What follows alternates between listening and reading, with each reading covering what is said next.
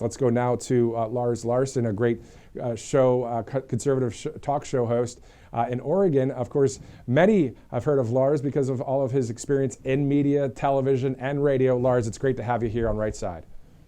Matthew, it's great to be with you. And by the way, I echo Carlos Sands' suggestion that we all pray, because there's a lot going on and a lot that can go wrong in the world right now. Although I think when Israel is faced with a new, soon-to-be nuclear-armed Iran, I don't think they had any choice but to hit. Yeah, and so that's what happened within the past 10 to 15 hours. We've been seeing the Israeli airstrikes in Tehran. Let's back up a little bit. I know that when we talked last, you told me about the fact that you've been in the Middle East, you've been in Israel, you said 5 times.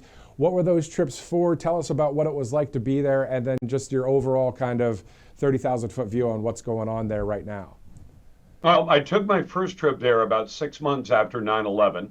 I was invited by a group to go over there, do my radio show, which I did in the middle of the night, and then traveled around all day. And it was my first trip to Israel. And it was really an eye-opener for a Christian like me to go to a place that has so many significant places in there that I had read about in the book, because I spend time in the book, my wife and I do, every single night, to be able to see these places with your own eyes and walk down, for instance, the Cardo, which is the main street through the old city of Jerusalem, and think these literally are the stones that Jesus Christ himself, my Savior, walked down, and the stones are still there, most of them, big, huge paving stones. And that was an eye-opener, but it was also an eye-opener on practical things, which I don't think the mainstream legacy, old-fashioned media spends much time on.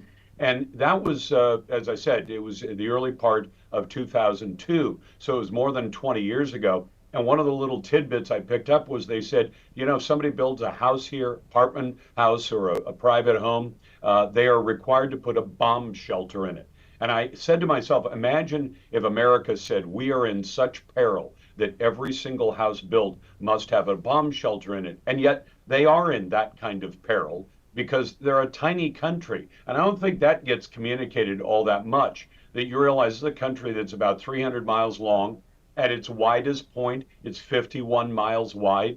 At its narrowest point, it's about 9 miles wide. Now imagine that little slice of land. Imagine it in terms of where you live in America right now. Imagine driving 300 miles, you've gone from one end of the country to the other, and in some places you drive 9 miles and you've gone from one side of the country to the other, and on one side you have ocean, and on the other 3 sides you have people who've declared their intention to kill you. Well, Egypt has been well behaved and they seem to be getting along reasonably well.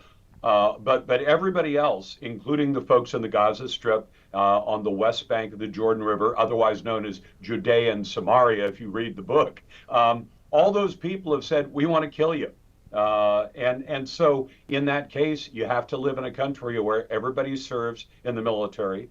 And, well, with one small religious exception for the what do they call them? There's a name for them. Folks who basically spend all day long doing nothing but studying the Bible. And believe me, there's some local attitude about that too, saying these guys are kind of deadbeats and they just live on welfare. But the rest of the country, everybody serves. And literally to the point, Matthew, one of the other things I picked up was I talked to a woman who had not seen her son in 5 or 6 years. Why? Because he left the country to go to school elsewhere in the world. I can't remember where. And I said, okay, why doesn't he come back to visit? She said, he didn't come back to do his 3 years of mandatory service. And if he doesn't come back and do his service, he's not allowed to even visit. I can go visit Israel. I'm a Christian. I'm not allowed to emigrate there. But, Jews are allowed to emigrate there. But if you're born in Israel and you say, I'm not going to serve, the minute you come back for any kind of visit, you will be picked up at Ben Gurion Airport and you will be put in the military. And so her son decided he didn't want to do that, but everybody else in that country serves. And not just the first, I think it's 3 years for men and 2 years for women, but then after that, every year there is a reserve commitment that goes on till you are 50. And I said, well, how much time? And they said, well, average of 2 weeks, but some people up to a month. And I said, every year? He said, yeah. I said, what do employers do?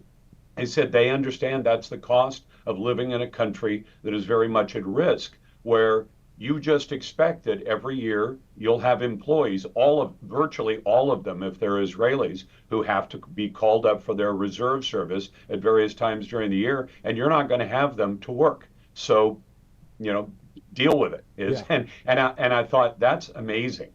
Because I hear all the time from people in America, why don't we make everybody serve in the military? Well, there's a practical problem to that. We have a total military just above 2 million, counting active duty, guard, and reserve. It might be 2.8.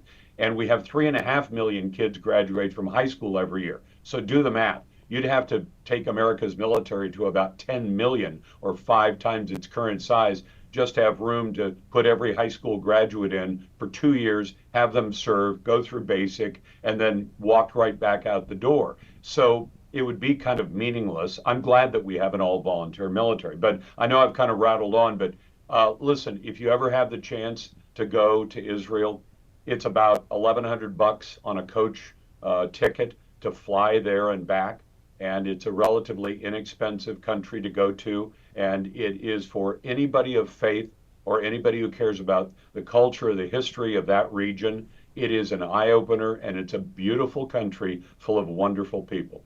So then on top of that, when we see so many different things going on right now within a 24/7 news cycle, we see the Israeli airstrikes against Iran. We see over the past week and a half the Los Angeles riot situation with ICE and all that. We see different things going on.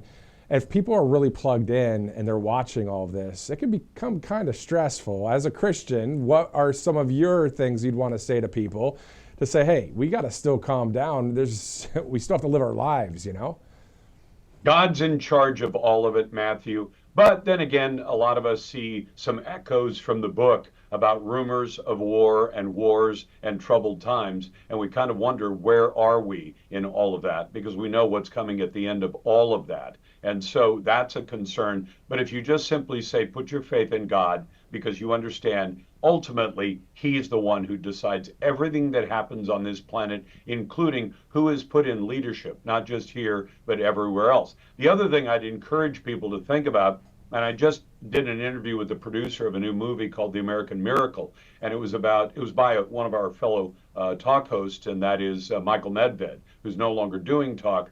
But he wrote a book in which he said America is not just a country founded by Christians, but it's a country whose history and the various times where divine providence made the ultimate difference in whether or not America became a country or not, like the fog that came in and helped to hide Washington's troops when they were really on the verge of losing to the British, and they were able to escape from the British and ultimately prevail. That wasn't by accident. A lot of us believe that was by divine providence. And the end result of that is that America is an exceptional country, because and all these people protesting in the streets and saying they hate America or they want America to be Mexico or something like that, they are so full of hogwash you can't believe it, because you have to understand that this country was founded by Christians. It is a country that welcomes people of all faith, sadly people of no faith as well, but it is a country that God has blessed incredibly, and we need to take good care of it. And when they say, well, you say that America is not the best country, if you want to say that, go ahead. Tell me a better country on earth, a country that says your individual rights as a citizen come from God. Now, I know there are people out saying, no, they come from the Constitution. The Constitution is not a grant of rights. And if you read it, you see it doesn't say the Constitution gives you the First Amendment rights. It recognizes what the founders thought, that God gave us God-given rights. The Constitution is there to tell the government, don't you dare touch the God-given rights of the citizens of this country. And sadly, in the last couple of decades, we've seen too many people in government who have said, we're going to take away some of the people's rights. And the fact is, we may have to fight back. And so what we're monitoring now, of course, at the White House, the Situation Room, the president's there, the vice president, Secretary of State, Secretary of Defense, as they're monitoring the Middle East. This all on the heels of everything that just happened in LA. Then tomorrow, of course, the 250th celebration for the Army in Washington. That's something, I know you're out there on the West Coast, but man, you should fly all the way to DC for that, huh, Lars? You know what? I am not. One of my least favorite places on earth is Washington, D.C. I mean, I just think the place is toxic and it seems to infect people, even Republicans, who get back there. And I don't know if it's the power that they end up with, but the fact is they start to abuse it. They forget who sent them back there and what their number one job is. And their number one job should be to wake up every morning and say, are my actions today going to benefit the people I represent? Remember those constituents at home. And the question I'd like everybody to be asking right now, and asking of some of the authorities like Gavin Newsom of California or Karen Bass, the hapless and failed mayor of LA, how does it benefit the American people to grant sanctuary status and forgiveness from the laws to illegal alien foreigners who stand in your street and wave American flags and say, we're going to turn this part of America back into Mexico? America paid for that piece of Mexico. We settled a war. If you don't believe me, look up the Treaty of Guadalupe Hidalgo and see how that war ended. It ended with Mexico and America agreeing on where the boundaries of the two countries would be, and it ended with America giving them in dollars back then 15 million bucks, which would be somewhere around 400 or 500 million bucks today. And you say, well, that was a smoking good deal. So was the Louisiana Purchase and the purchase of Alaska as well. But they were done deals. And I'd ask you, how many people have ever walked into a car dealership and bought a car, and then if 2 months later the car dealer went crazy and called you up and said, hey, bring my car back, say, I bought the car. The day I bought it, you don't own it anymore. And that's what we should be saying to these Mexican nationals who say this is Mexico. No, it's not, and it hasn't been since that treaty was resolved. And finally, Lars, before I let you go, your thoughts about right now, I know we were just touching on the swamp in D.C., but we're seeing, of course, with President Trump and a number of people that are actually MAGA there, right? The real people that stand for all of us. What are your thoughts about how the president's been doing over the past 4 months and, into the future?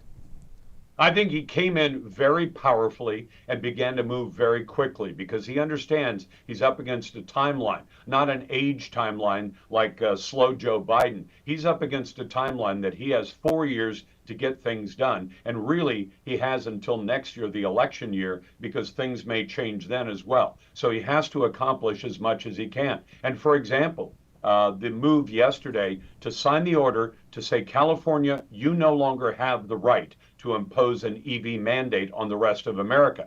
That is a multi-trillion-dollar decision because it says to Americans, if you want to buy a vehicle for your family, you have a right to buy the vehicle that fits your family's needs and runs on the fuel you choose. And California does not have the right to dictate that to the rest of the country. When the Biden administration signed off on that and said, we will give California an EPA waiver that allows them to set the rules for the rest of America, people should have been angry on both sides of the aisle. I mean, no matter how much you might love electric cars, maybe you do, maybe you don't. Someday I think they might actually pencil out. I don't think they do today. But to force Americans to buy a car because you think it's the best decision, government has no business telling citizens what to do. And we got that in spades during the pandemic.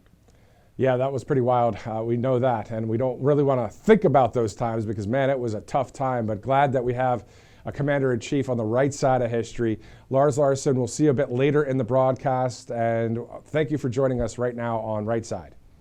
Matthew, it's always my pleasure to be on the right side. Thank you, sir. Thank you. We'll see you in a bit.